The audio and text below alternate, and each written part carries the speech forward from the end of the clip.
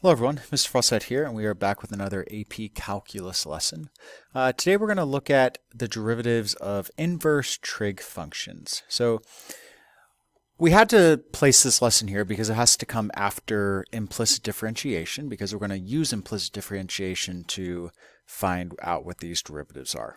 So we're taking a little bit of a break from the real-world application problems like particle motion and related rates, and we're just going to do a quick lesson on, well, maybe it won't be that quick, but what the derivatives of inverse trig functions are.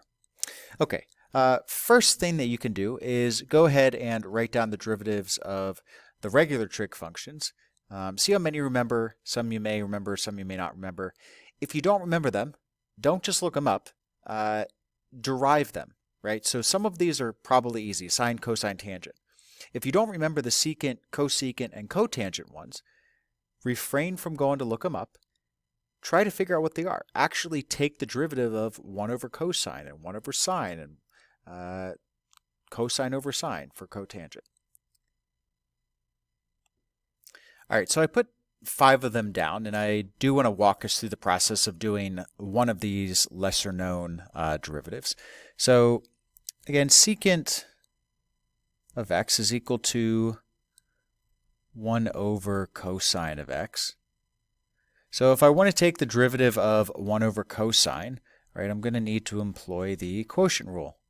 So the derivative with respect to x of 1 over cosine of x, that is going to give me a derivative of the top, which is 0, so it doesn't matter what comes after that, minus the, derivative of the numerator, let's be specific, minus the numerator times the derivative of the denominator, which would be negative sine of x, all over the square of the denominator, so cosine squared of x.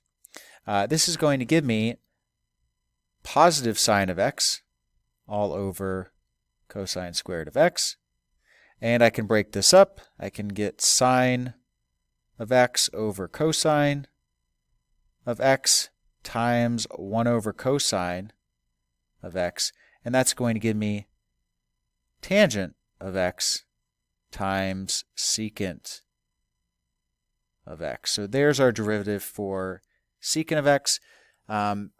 Again, it's good practice to go back and practice your derivative rules on functions you're just less familiar with, right? All this was a quotient rule. It's just with the type of function that we're not used to working with a whole lot, secant. But try to refrain from just looking stuff up like this. It can actually feel good to go back and actually figure these things out without referring to some other resource. And it's beneficial, right? If you can't find something or can't figure out what something is, it's just at your fingertips. You just have to go ahead and derive it. That being said, that is all load material. We are now going to derive the derivatives of the inverse trig function. So we're going to start with inverse sine. You can also think about this as arc sine. It's also written ARC-SIN, arc sine. But enough of that. Let's get ahead with our derivative. So the first thing I'm going to do is try to rewrite this without the inverse sine. So if I apply the sine function to both sides, right, that's going to undo the inverse sine on the right-hand side. I'm going to get sine of y is equal to x. Now I'm going to differentiate both sides because I know how to differentiate the sine function. That's pretty straightforward. I didn't know how to do the inverse sine. So I'm going to take the derivative of both sides with respect to x.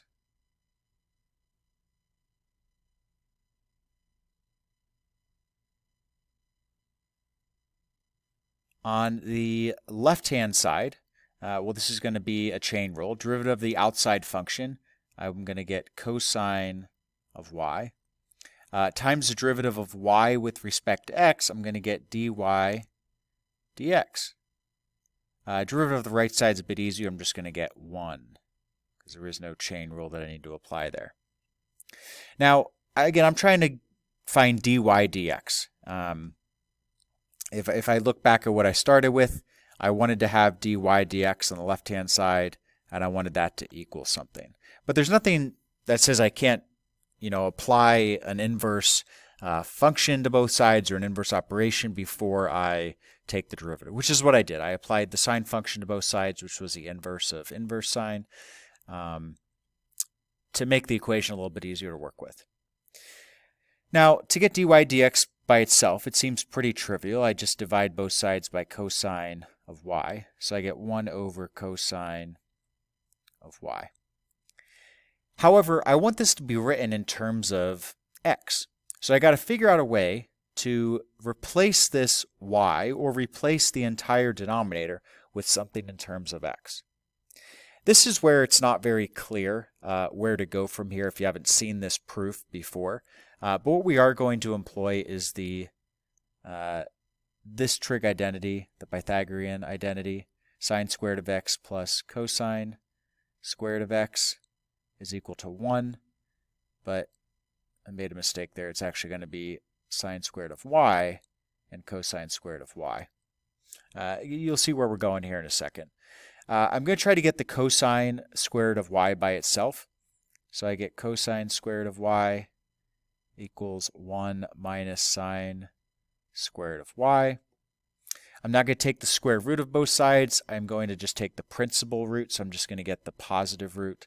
So I get cosine of y is equal to the square root of the quantity 1 minus sine squared of y.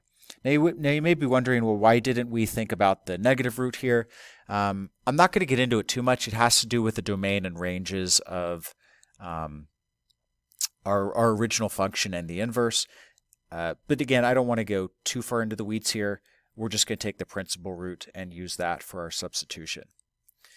So I'm going to substitute this in for my cosine of y.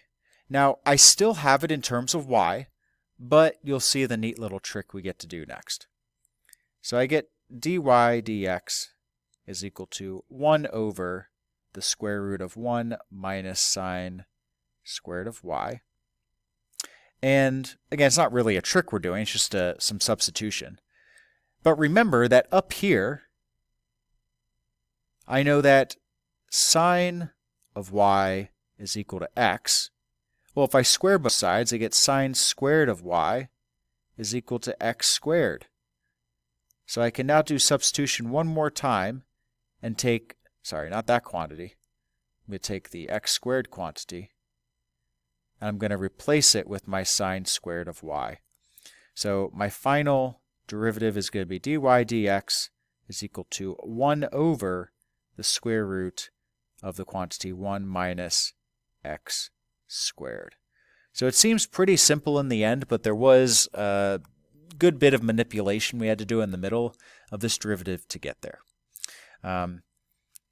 The good news is that the other two derivatives are fairly similar, so the tricks and manipulative techniques we used in this one can help us for our next one. So we'll hold on to this. We will put them all together at the end. But let's go look at the derivative of inverse cosine.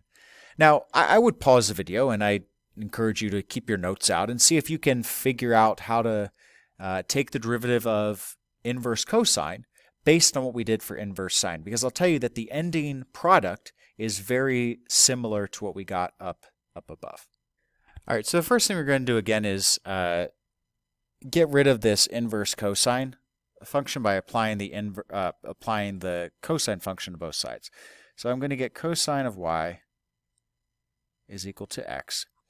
Now I'm going to take the derivative of both sides with respect to x.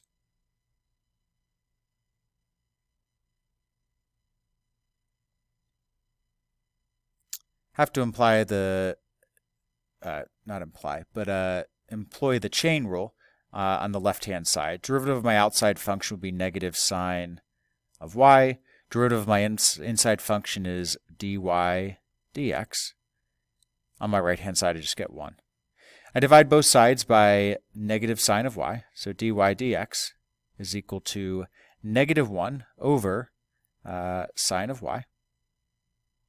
Now I'm going to use the same Pythagorean identity that I used before, right? I have sine squared of y plus cosine squared of y is equal to 1. And if I go through all that all those inverse operations to solve for sine of y this time, I'm going to get sine of y is equal to the square root of the quantity 1 minus cosine squared of y. So I'm going to take this quantity right here, substitute it in. That's going to give me dy dx is equal to negative 1 over the square root of the quantity 1 minus cosine squared of y. Again, I want to write this in terms of x, not y. So if we think back up here, right, I had cosine of y is equal to x. So if I square both sides, I get cosine squared of y is equal to x squared. So I can take this x squared right here, substitute it in down here, and my final answer is going to look something like dy. It's actually going to look exactly like this. dy dx is equal to negative 1 over the square root of the quantity 1 minus x squared. So you can see the only difference is that our derivative is negative for cosine, or for the inverse cosine function compared to the inverse sine function. All right, let's go ahead and do one more. Let's do inverse tangent. It is a little different than these two. It doesn't work out quite the same way. Let's clear this. Again, I'd encourage you to take a step away and try to do this on your own. You may run into some difficult or different issues than you did with the first two, but that's okay. See if there's anything you could substitute or whatnot to have your dy dx solely in terms of x. All right, so the first thing I'm going to do is apply the tangent function to both sides. So I get tangent, why am I doing it over there? What am I doing? I get tangent of y is equal to x. Take the derivative of both sides with respect to x.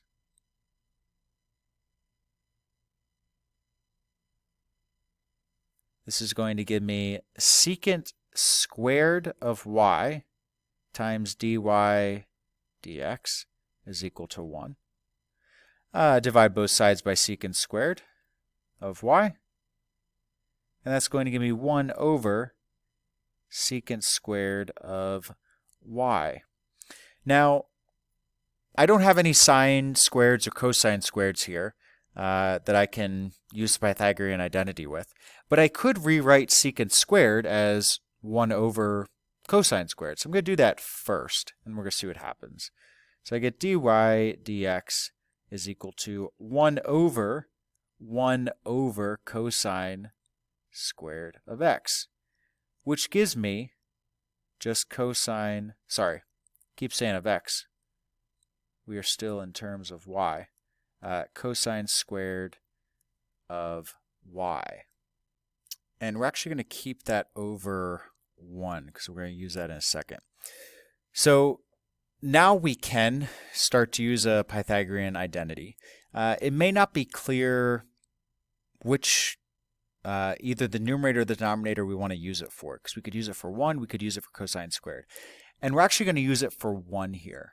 So we're going to come up here, and we're going to get cosine squared of y over sine squared of y plus cosine squared of y. So we just substituted out, right? The Pythagorean identity is sine squared of y plus cosine squared of y is equal to 1.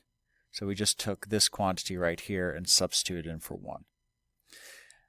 Now we are going to divide the numerator and the denominator by cosine squared of y. So I'm going to get cosine squared of y divided by cosine squared of y all over sine squared of y divided by cosine squared of y plus cosine squared of y over cosine squared of y. This looks a little messy, but it simplifies out for us quite nicely.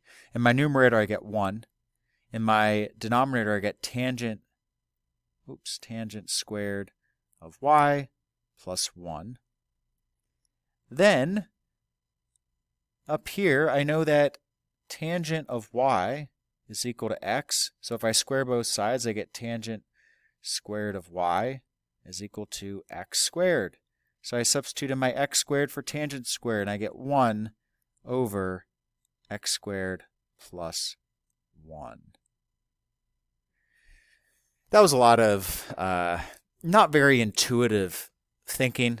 You had to kind of, again, if you haven't seen this proof, it's going to be hard to know where to go. And you kind of have to sit there for a while until you kind of, not get lucky, but you kind of do get lucky with one of your manipulations and it works out nicely for you so that we can write it all in terms of x.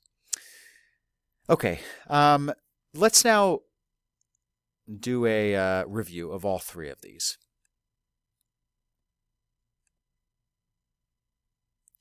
So all three derivatives, let me make this small enough. Hopefully I can fit it on. Nope. So I'll fit it all on the same page. I know what I'll do. There we go.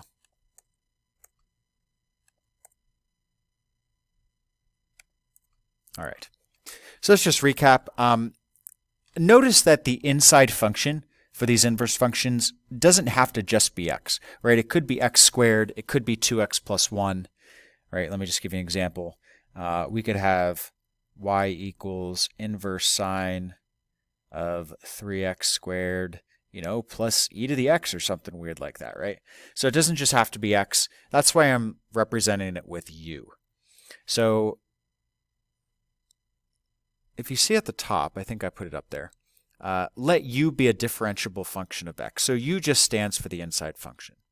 So here are the three inverse, the derivatives of the three inverse trig functions we're going to look at. So this is equal to 1, sorry. Well, yeah, we can start with 1. So this is equal to 1 over the square root of 1 minus u squared times u prime, right? Times the derivative of the inside. So what this gives us is u prime all over the square root of 1 minus u squared. That is for the derivative of inverse sine of u. For cosine, it looks very similar. We get negative 1 over the square root of 1 minus u squared times the derivative of the inside, which is u prime, which is equal to negative u prime all over the square root of the quantity 1 minus u squared. And for inverse tangent, we have 1 over the quantity, wrote x, u squared plus 1 times u prime, which is equal to u prime all over the quantity u squared plus 1. So I know we just transitioned from x's to u's. I will do an example just to show you what this looks like when we actually have an inside function that's something different than just x. All right, so let's get rid of this. Let's move down below.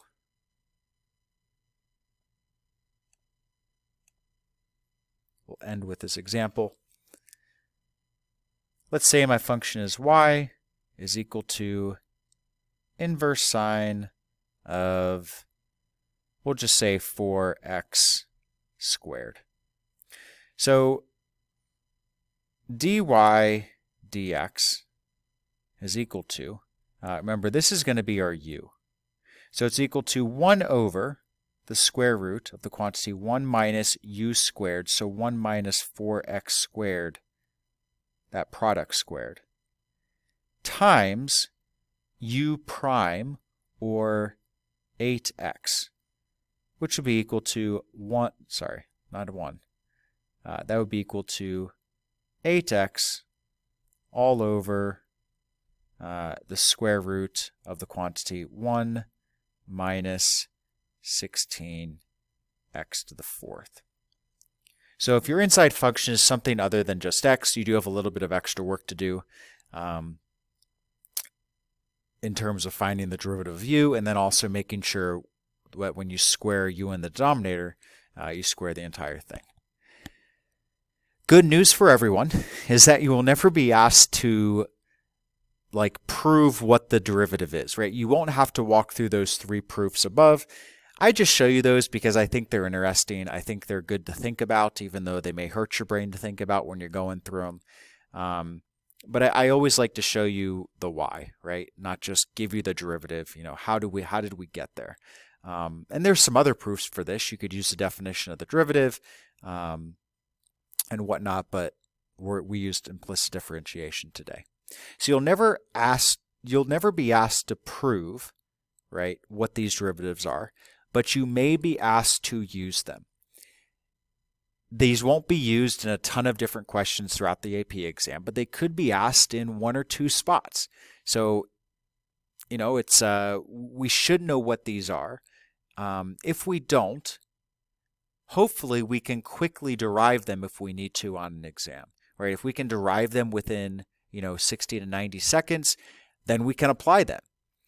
If we don't know how to derive them, then we're stuck if we forget what they are, right? If we memorize them, but then we forget, we're in bad shape. If we know how to get there, though, if we know how to actually do the derivation, we still may have a chance of getting the problem correct. Okay, this is going to be it for this video. Enjoy the rest of your day, and I look forward, as always, to seeing you next time.